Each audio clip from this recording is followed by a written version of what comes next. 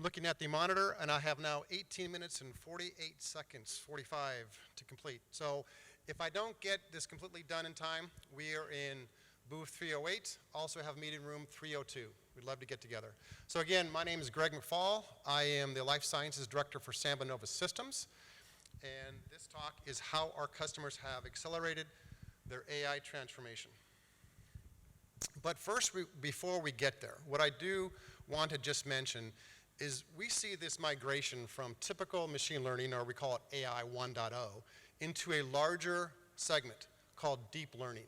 And deep learning is what we address as foundational models.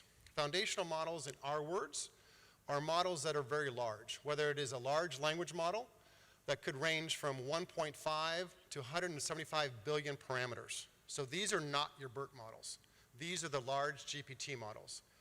We also address foundational models that look for and address vision files, large vision files, 4K and above, and also recommender files as well, workloads, excuse me.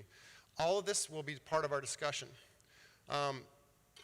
SambaNova is founded by 3 individuals who have a deep pedigree of artificial intelligence experience. They have a deep pedigree in neural networks, as well as just silicon chip. So Rodrigo, Chris Ray, and Kun Lei developed a chip specifically designed to address deep learning models. So think of what you might have today of a CPU or GPU. We developed a chip specifically designed to handle deep learning models, and we call that the RDU, Reconfigurable Data Unit. We work with and for, again, foundational models, and we provide those models as pre-trained models and the next generation architecture. As you look at a visual, we offer the full stack. We offer from, as we call it, silicone, meaning the chip, all the way through software, what we call SambaFlow, and into a rack. That rack can be consumed in 2 different fashions. One fashion is where an organization might leverage the rack as truly just a supercomputer. And we'll get to a few examples of how they're using that as a supercomputer in a moment. A second approach is what is more common. And this is how organizations are able to accelerate their AI production. And that is, think of AI as a model, as a service. So think of these large foundational models now being able to be delivered as a service, where we take on the responsibility of training, we take on the responsibility of managing the model and the compute for you, and we give you the pre-trained model. That is how we're able to accelerate our time to value and time to market. And McKinsey. McKinsey thinks this is a pretty important area. Deep learning, in fact, is about $500 billion annual value for life sciences and healthcare. So as we like to say in our world, if you're not looking or addressing and thinking about deep learning models and how it could impact your business, whether it's from a drug discovery, whether it's document creation, our large language models, our precision medicine, time is now to start addressing that. And we also think that from a competitive advantages, most of the folks that we say think that deep learning model, this next evolution of machine learning, deep learning models are going to offer those folks that are taking advantage of it a huge competitive advantage over the others. Just look at the industry. Just look what Google and Facebook and Amazon have done with some of these large models. Now we're able to, if you will, democratize deep learning models for the common folks. This one is a tricky one because executives are all saying, hey, we want to move forward with deep learning. We want, in many ways, to push down the gas pedal of machine learning. Now, the problem that most of the organizations, the CTOs and the CIOs that I deal with, they're wrestling with talent scarcity. They're wrestling with compute. They're wrestling with cloud and where the data goes and how to address all that. And so we have to figure out, as a group, how to address it. And we find that majority of the group that we deal with, they say it's really hard to do with the current infrastructure and current platform. So how we address this and how our customers are able to leverage SambaNova's system, the platform, as a service in 3 functional areas, 3 foundational workloads. They called vision, language, and recommender models. And we think of these models, think of image, 3D and 2D. We're actually working with large 3D images files. We're working with large 2D files that in many cases outstrip the capabilities of current CPU, GPU architecture. Language models, GPT, I mentioned that today.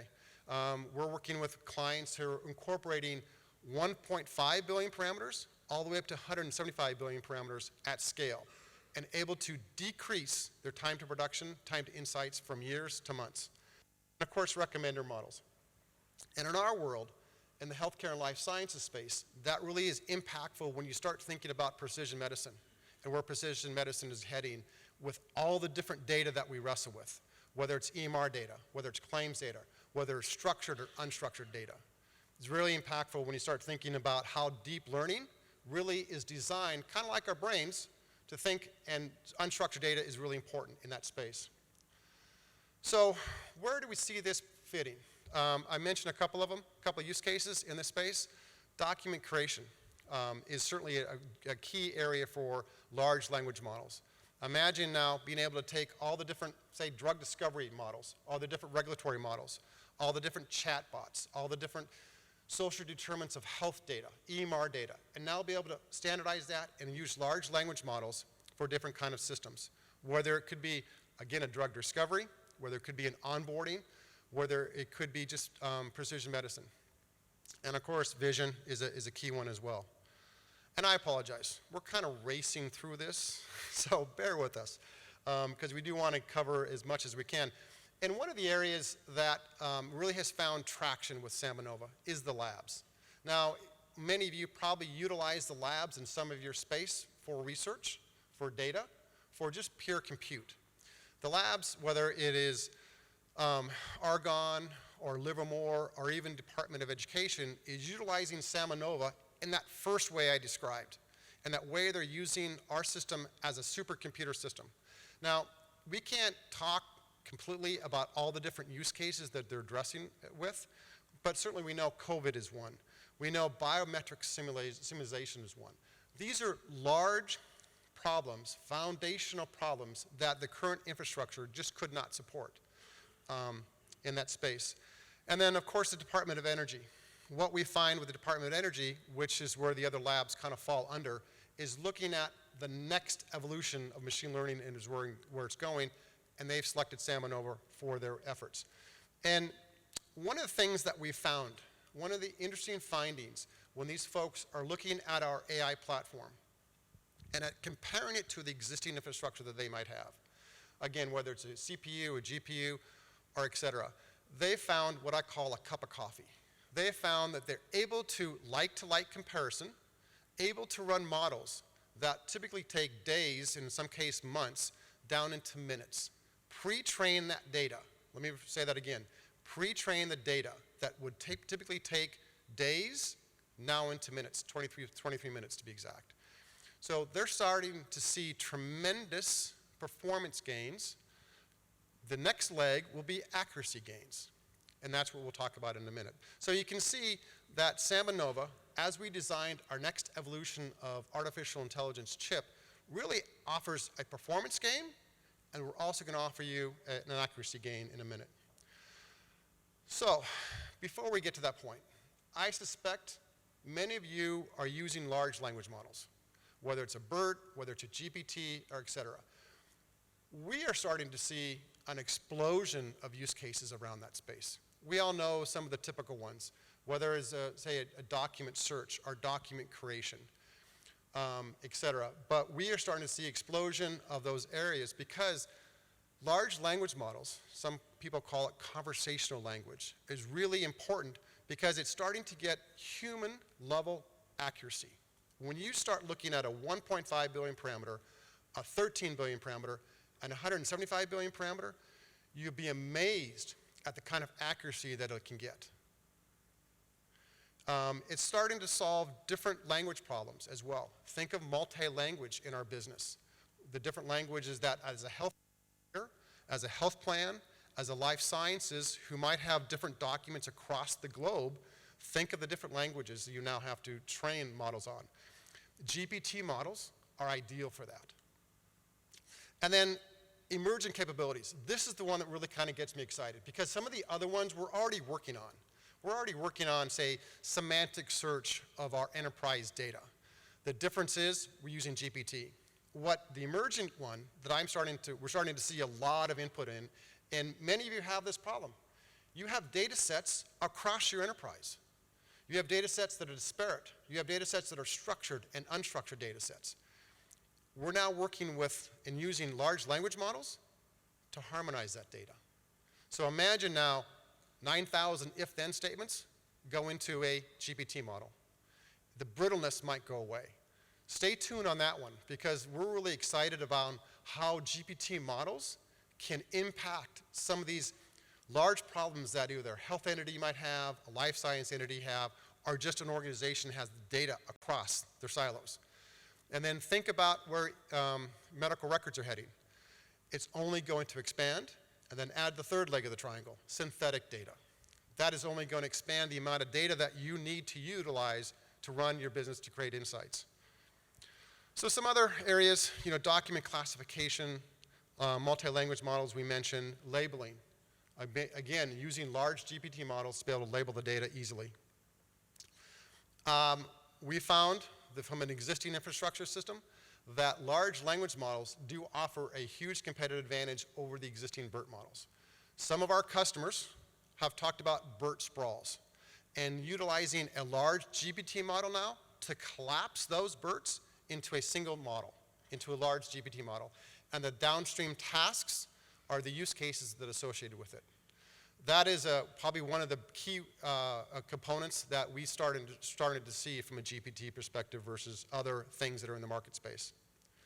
And then one of the customers that is willing to share, I will say, our healthcare life sciences space, we're not always willing to share some of the advantages that we get.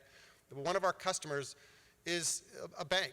And one of the banks, what they looked at when they wanted to implement a large model, they were looking at hundreds of millions of dollars and 3 years to build up the staff, to harmonize the data, to train the data, and then offer insights to the data. And they also wanted to create a pathway from these smaller GPT models into these larger models, the 175 billion parameter models. And what they found with data flow as a service, again, that is our pre-trained models that we deliver, that we support, that we offer all the compute power. They were able to collapse that from years to literally under 100 days at a huge savings as well.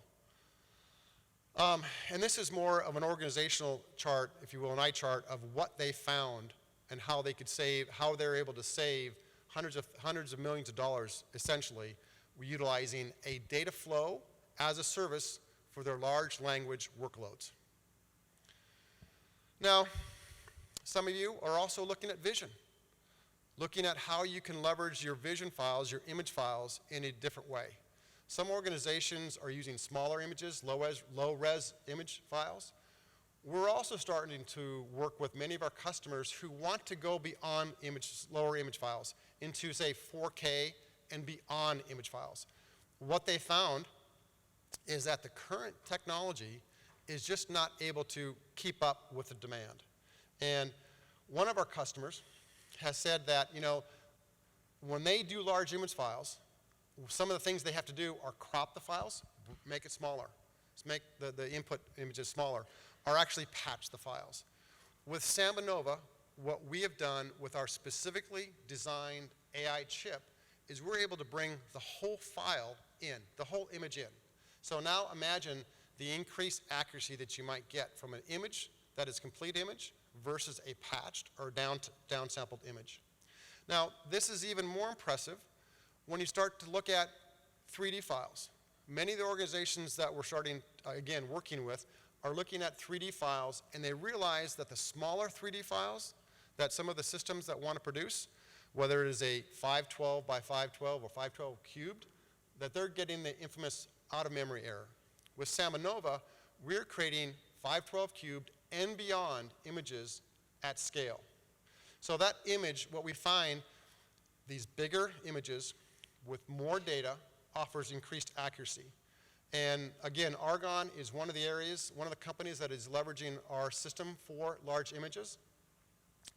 They've been able to track at least a 6x faster performance in the tasking of clarification and training and inferencing of their systems.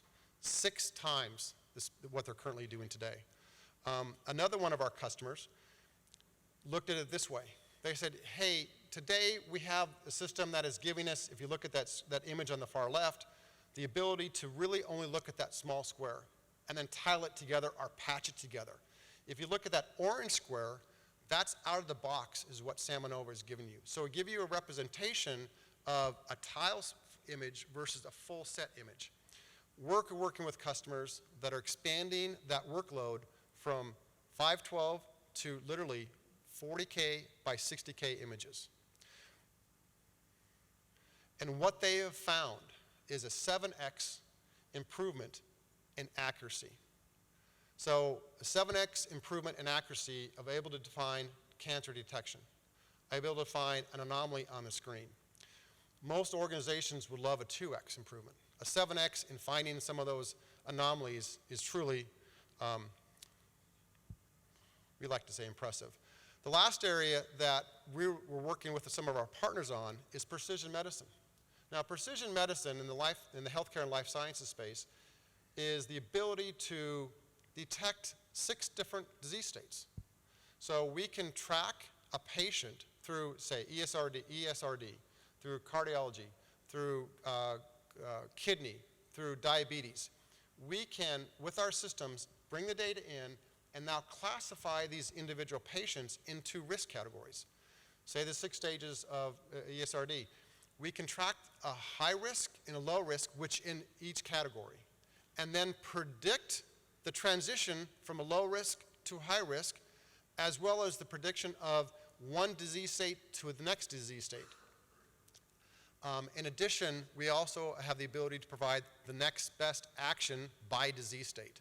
So we have found, utilizing large data sets, EMR data, text and unstructured data, that, for example, ESRD, we're able to quantify a $14,000 savings per ESRD patient. We have similar saving numbers for cardiology, similar savings for other disease states as well. The last message that I want to leave is SambaNova may be new to you. We are a new company. We've been around for about 2.5 years. We've developed a specifically designed chip to handle deep learning models. We offer that in 2 different consumption models. The first model is, of course, high-end compute. The second model is the more attractive one we have found, is as a service. So if you were looking for deep learning models as a service, our customers have found that they are able to decrease or increase the time to production, decrease the time to production from from years to not months. With that, I am now at time. Any questions, please see me afterwards. We have some colleagues here. Rex and Rob are here as well with SambaNova. We are also part of the room, booth 308. And if you have any questions, please reach one of us.